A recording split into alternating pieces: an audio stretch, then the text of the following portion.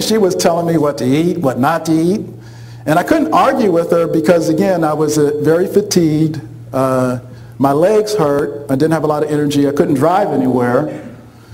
And then to complicate matters, my mother came up a couple days later with my sister. So please, people, understand what's happening here. I'm a single man. I got 3 women in my house telling me what to do.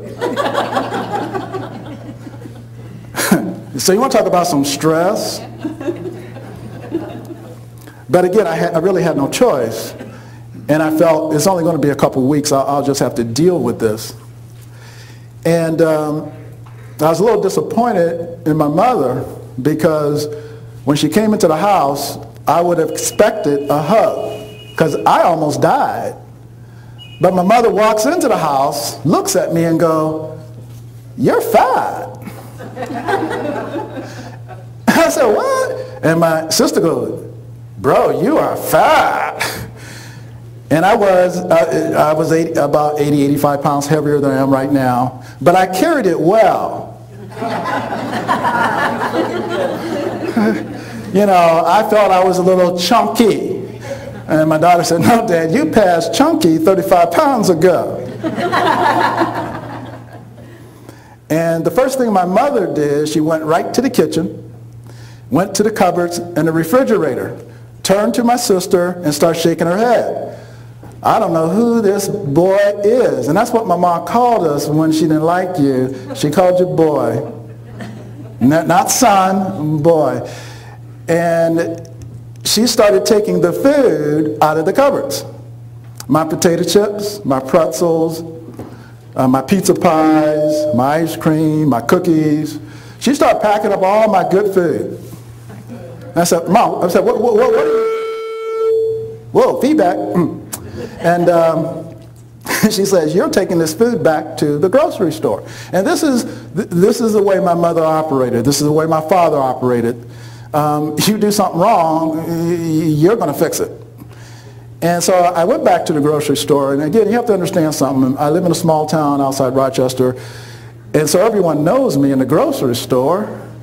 And there ain't that many black people out there. So when they see a black person coming in with 3 carts of food to return it, you know, they're thinking, "Where did you get this food?" And so the store clerk, she recognized me. She says, "Dwayne, what's going on?" I said, "I got to return this food." She goes, "Dwayne, you love our food." I said, "I do. I love your food. And I love them little pizza pies. I love Mrs. Smith's apple pie. But I got to return this." She goes, "Why?" I said, "Well, I'm a diabetic." She goes, "So?" I said, "Okay. See the woman behind me with that mean look on her face?" And so the store clerk looks over, "Oh." And she saw the look on my mother's face and looked at me and said, "Dwayne, we'll give you a store credit."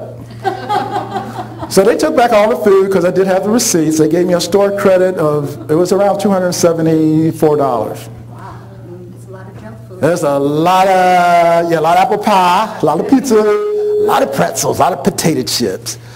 And my mother took my little shopping cart with the credit on it and started shopping. And she picked up some Brussels sprouts, broccoli, spinach, the 3 vegetables that I hate. I said, "Mom, can you at least pick something that I like?" Boy, you messed up your life. I did not raise you this way, and obviously you need my direction.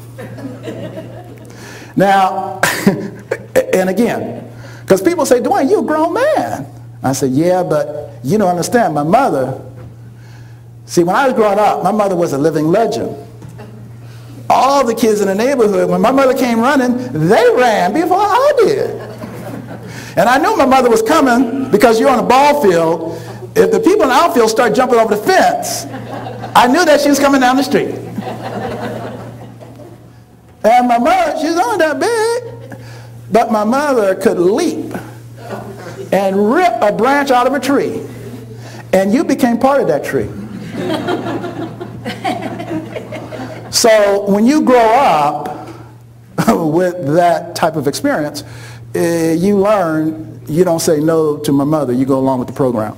And again, I thought I only had 2 or 3 weeks of this, and she'll be going back home. But funny thing happened. Funny thing happened. I started eating them ugly Brussels sprouts. And the hospital plan that I had started on wasn't working. My blood glucose average is still over 420. And they were going to put me on a 5th insulin shot.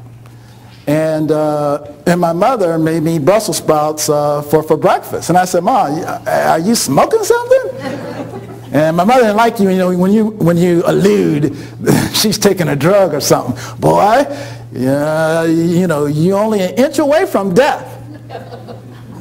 They almost took you there. I'll take you there. And so I said, okay. And so I ate them Brussels sprouts just to appease my mother. And 2 hours later, I went to measure my blood sugar like I normally did. And of course, I expected to be 400 or 500. And it was only 326, which is still as high, obviously. But it was over 100 points down from the previous readings that I had following the hospital's diet plan. I was so excited. I said, whoa. I called the hospital. I called the doctor. "Yeah, Dwayne, that's an anomaly." I said, "Oh. Okay, it's an anomaly. Okay, so what do engineers do when they face an anomaly? In the lab, we test exactly. We test the hypothesis. I got one data point. And I felt I had nothing to lose because they still wanted to cut off my legs. And I decided, well, let me just try this Brussels sprouts again. And I tried it for lunch, and after lunch, and my blood glucose level dropped, not 100 points, maybe about 55, 56 points. I went, whoa, I was excited. I called the doctor, got 2 data points. He goes, "Dwayne, are you listening to me? I need you to understand something, Dwayne. You're in denial." And most diabetics are in denial of their disease. And I'm trying to help you. Whatever you read, you did it incorrectly. Go back to the original program. And so when I got off the phone, my mother asked what the doctor say. Now, I wanted to stay alive. So I said, "Yeah, Mom, what the doctor said, yeah, just, follow the program." I didn't tell her which program. And I felt, again, I had nothing to lose, and I continued to eat the Brussels sprouts for the next 7 days. By the end of the 7th day, my average glucose level was around 210. Again, it was still high, but it was steadily coming down. And when I started doing some research, actually my daughter had done some research, and I basically started to devise some programs around, was this really an anomaly? Is this an accident? And I discovered there are 5 foods that make you diabetic and keep you in a diabetic state. And there are 5 superfoods that will help to control and stabilize your blood glucose level and reverse the disease. And I'll get into that. The one other thing I just wanted to mention is that it took about 3.5 months for me to wean myself off the insulin. And according to the doctors, "Well, Dwayne, you no longer have diabetes, but we know that can't be true. We need to run some more tests." And my endocrinologist, he was very upset with me because he said, "Dwayne, we're obviously doing something wrong in the lab, and your hemoglobin A1C is better than mine, and that can't be because you are diabetic. And there is no cure for diabetes, so you must be doing something wrong." And I said, "Okay, so what should I do?" "Well, Dwayne, you got to go back on the insulin." I said, "Well, why?" "Because you are diabetic, and you can't beat this disease. Dwayne, you are going through the honeymoon period. Now, I've heard of a honeymoon,